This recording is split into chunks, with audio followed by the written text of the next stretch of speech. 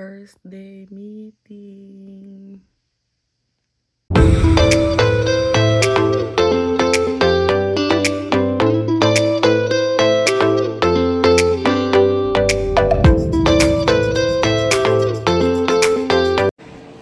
So, what is up mga kabayan? And today is 1st of August. So, ang bilis ng mga months. And, mamaya may ikukwento kami sa inyo ni B. So, ano ba ngayon? Wednesday? Thursday ngayon. And ngayon, nagluluto lang ako ng lugaw para may pagkain si Bianca mamaya pag uwi niya. So, let's go. Pakita ko sa inyo. Ayan, ang ating lugaw. Ayan, ang ating bagong alaga. So, kinakabahan pa rin ako mag-drive. Pero let's go. Sunduin na natin si Kabayan. Ganda na ito sa loob. Pakita ko sa inyo. O, diba? May paganyan siya. Kasi isang mahaba yung ano niya. Ewan ko ba't nagbiblink sa cam. Pero hindi nagbiblink yan in real life. So, ayan. Medyo maluwag-luwag to kaysa kay Aster Boy. Sundin na natin si Kabayans. Ayun mga bi. Andito na tayo sa loob. And, i-update ko na lang kayo pag andun na kami kasi wala ring stand to. Walang phone stand. Nanginginig pa yung kamay niyan. So, ayan. A few moments later. So, ayun mga kabayan. Nandito na tayo sa work ni Kabayan. And, antay ko na lang siya lumabas. And the time is 2:43. So, ilang minutes pa tayo mag-aantay pero carry lang. So, ayun na ang ating Kabayan. Kawawa yan. 2 days na nagko-commute. 2 days na nagko-commute sa umaga. Hindi ko nahahatid. Kasi ang jowa, sobrang stress. Kawawa naman. Sabi ko, kahit takot ako mag-drive ngayon, sundin ko na. Kawawa naman eh. Tango ko, sabi ko, nagko-commute ako eh. Mamaya na ang story time pag uwi namin. So, let's go. Ayan, o, diba? Marunong ako mag-front park ng malaking sasakyan. And, dito kami sa Walmart pala mga kabayan. Kasi nagluto nga ako ng lugaw. Wala kaming itlog. And, Kawarta Dairy. Ang palubag loob sa mga masasama ang loob. So, ayun, let's go. And, ayun. Ito nyo, nakapambahay tayo. So, ayun mga kabayan, dito tayo sa Walmart. Bibili tayo ng itlog and nakapambahay ang atin yung girl.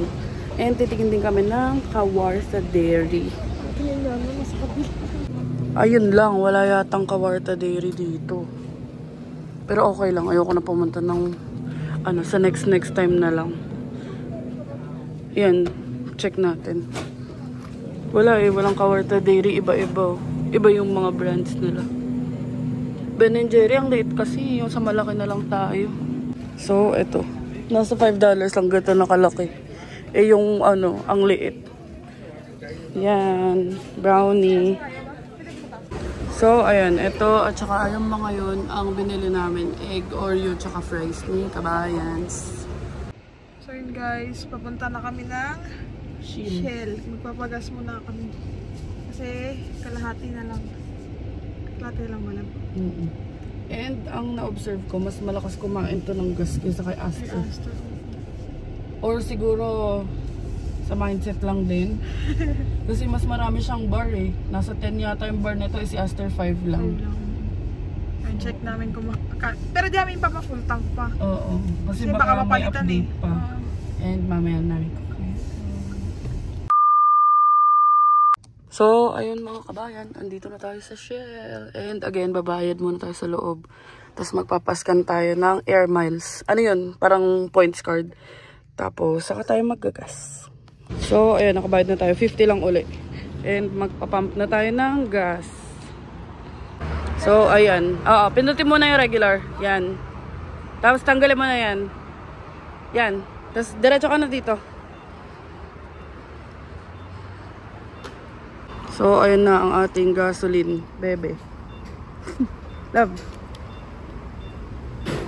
Sobrang ganda ng Kona mga kabayan. Pero syempre, Aster muna. Baka nagtampo si Aster eh. So, ayan. Patapos na siya mag-gas.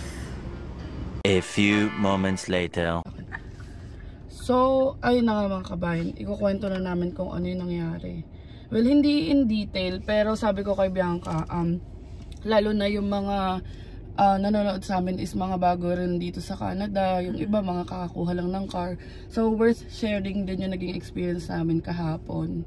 Again, will not go into detail, pero ayun, nabangga accidentally si Aster.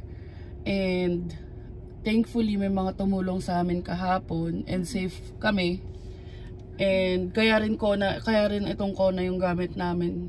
Pinrovide siya nung repair shop, which is related din siya sa Hyundai. So nangyari kasi, basta ayun na nga, nangyari na yung aksidente. And then may nag-show up na tow guy. So kami, syempre rattled, hindi namin alam yung gagawin. So nakikinig kami sa kanya. Pero ako, tinanong ko muna sa kanya, what will be the process? Paano pag ganito? Kasi sabi ko, first time ko to. So sabi niya, i-assist ko kayo, pupunta tayo sa police station, tapos pupunta tayo sa dealership, which is malapit lang dun sa area kung saan kami nabangga.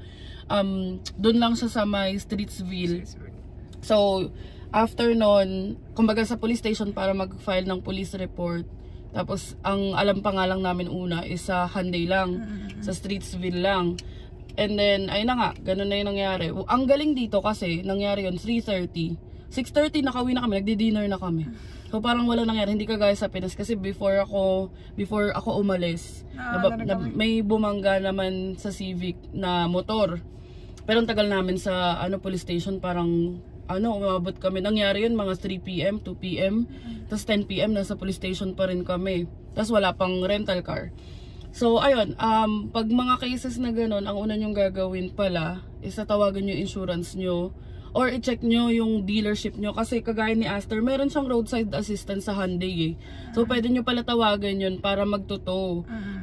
Sinuwerte lang kami kay Omar kahapon. Omar yung pangalan nung nung tow guy. Na tama naman yung process na ginawa niya. Kasi akala namin, nababasa namin scam daw yung mga ganun. Kasi minsan sinisingil daw ng 900, 1,000. So ayun, pagkapunta namin ng police station, nag-file lang ako ng police report sa phone lang. Tapos wala pang 5 minutes tapos na. Ang nagpatagal lang doon is pila.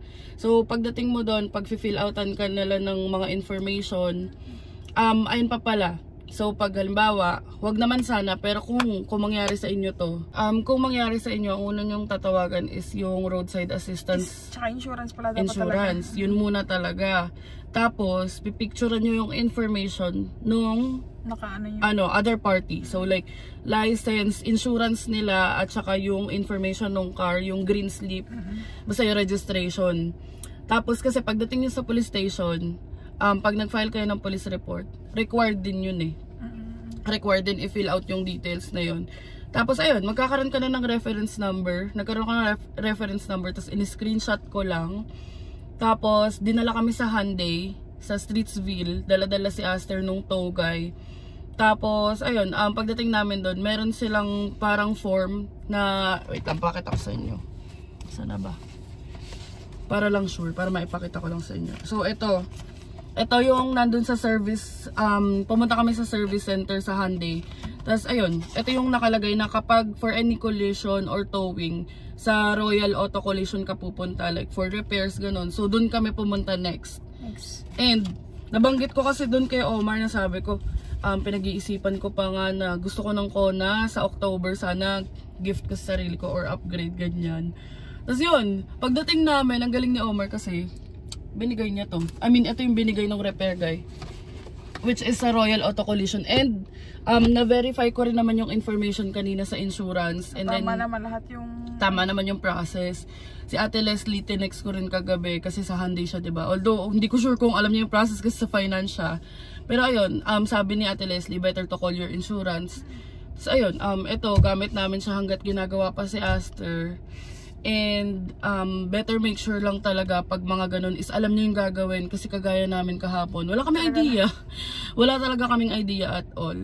So, baka tumagal mga 2 weeks to 1 month daw si Aster sa paggawaan. And ilalagay namin yung picture ni Aster dito. Oo, si Aster. So, ayun. Again, sinare lang namin to para lang aware din yung mga, lalo na yung may mga kumuha na sasakyan. And pag kumuha pala kayo ng insurance, better na full coverage. So, i-review nyo din. Kasi nung kami kumuha lang ng insurance, doon na lang tayo sa pinakamababa. Tapos, although, minake sure ko naman na may collision, may rental car. Meron naman. Yun yung minake sure ko din nung ano. Pero may mga ibang stuff ako pinatanggal kasi covered na siya sa Hyundai. So, like yung towing, meron siya sa Hyundai. Kasama siya sa warranty namin. So, ayun. Sinare ko lang para at least yung mga bagong driver dito is aware. And, ayun. And wag naman din sana mangyari sa inyo. Oo, wag naman. And guys, please, wag na muna kayo mag-hate comments kasi too much for us. Actually, hindi pa kami nakaka-recover. So, kung may mga hate comments, keep it to yourself na lang. Nag-share lang kami para lang din, alam nyo yun, makatulong. Just information para sa iba. Peace lang tayo dito. And, ayun, yun lang naman. Ang dami ko na sasabi, nagugutom si Kabayan. So, bamba na tayo. Wala akong baon kanina at nag-commit ako kasi nga takot ako mag-drive ng morning. Tapos, in-insist ko na lang nung hapon. Kasi sabi ko, anong gagawin ko sa sasakyan? Diba, pinahiram? Kahit sa kanya mag-commit na ala din ako pa uwi kung di pa niya kaya. Eh, ang kulit. Eh, wala rin kasing magdadrive ng sasakyan. Pero, dapat niya rin kasi i-drive kasi nga naman. Pinarente. Kasama to sa insurance. Hindi, para, ano na rin, sabi nga ni Omar, yung ganyong mga pangyayari, wag mo nang isipin kasi nga makakasira lang ng araw mo, ng Tsaka accidents happen. And yung daddy niya nga daw 56 years na nagdadrive. Na-aksidente pa din. So, kumbaga part of life yan. At least ngayon magiging extra careful na siya. And guys, on the other note, tama ba? On the other note. Basta, sa good news naman tayo. Meron na tayong pagkakoopan. Thank you Lord talaga. Thank you Angel. Thank you kay Troy. Kasi tinulungan talaga nila ako. Naantay ko na lang yung offer letter. Tapos isasubmit ko na lang sa school. And grabe, super thank you talaga. And ang trabaho ko na lang isaayusin ko yung work ko. Kasi magagamit talaga namin siya. Malaking bagay para sa amin ni Bianca. Kasi magagamit namin siya for PGWP. So, ayun. Kasi office, ano siya, hindi na siya client. Kaya hindi na siya call center. Thank you, Lord, talaga. And thank you sa mga friends namin. And huwag kayong mag-alala. Nothing bad happened to us. All good naman kami. Kagabi, masakit lang ulo namin. Pero nadala naman ng paracetamol. So, ayun. Bumaba na tayo at kumain. So, ayan, mga kabayan. Ang ating kalamansi na lemon. And lugaw. And antay na lang natin yung egg. Kasi kumukulo pa. Ito na ang kaganapan namin ngayong oras na to. Yan, naghugas na siya. Kasi tapos na kami kumain. Bait niya nga ngayon eh. Siya na maghugas eh. Siyempre, kailangan matapos yung BDE mo. Kasi, oops, madami yung bahay. Tapos, ito ngayon nag-BDE ako. Para matapos ko na makapag-driving lesson na ako. So, ayan. Nagko-quiz na siya. And, bawal skip yung BDE na yun. Kaya, chapter 4 pa lang din siya. So, ayun mga kabayan. Tapos na kami mag-dinner. Tapos na kami maghugas ng pinggan. And, tapos na siya mag-BDE for today's video. Chapter 4 na siya. May 4 chapters pa. Oo. May 4 chapters pa. Kasi bali 8 in total yun. And, yung BDE, ano yun, since na-share namin sa TikTok yung pag G1, ako yung G2 dito sa YouTube.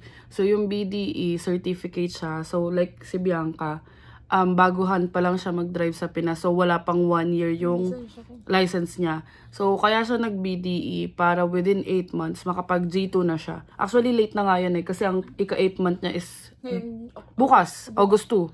Pero, ayun, okay lang. At her own pace naman. So, pag may certificate ka, imbis na from G1, 1 year, G2, ano na lang, pagka G1 mo, 8 months, G2. So, ganun. Tapos, hindi siya pwede skip-skip. Kailangan talaga babasahin mo. Kasi may mga quiz, may mga puzzle. Ayun. Tapos, ang binayad niya, kay Zara din siya, dun sa driving instructor ko. 200 yung binayad niya. Pero, pang start lang yun. Kasi, ang kinuha niyang package is, kasama na rin yung lessons. Which is 600. 600 kasi kasama rin yung car ni Zara sa mismong drive test niya. So, ayun, iniigin niya na rin ngayon. Kasi nga, kagaya niyan, may emergency. Kagaya nung nakaraan, mas mapakaramdam ko. So, at least palitan kami. So, yung vlog ko dapat kahapon, hindi ko na tinuloy yung vlog ko kahapon kasi masyado kaming shock. So, binura ko na lang. Dapat yon para sa tourist visa, pero sa next video na lang or i-upload na lang natin yan sa mga susunod na kabanata. So, ayun guys, ingat-ingat lang tayo sa pagmamaneho and sa mga kasabayan din natin sa daan. Hindi natin talaga alam aksidente kung anong mangyayari. Kaya dapat defensive driver ka talaga. Pero ayun nga, hindi naman natin malalaman kung kailan mangyayari ang accident. So, syempre, pray kayo bago umalis talaga. And that's it for our today's video. Sana nag-enjoy kayo mga kabayan. And thank you so much for watching. And please don't forget to like, share, and subscribe our YouTube channel, Adventures in Canada. Follow us on our Facebook page, Adventures in Canada din. And follow me on TikTok. I'm Angel Kina _ And thank you so much for watching mga kabayan. And see you on the next one. Bye! Bye.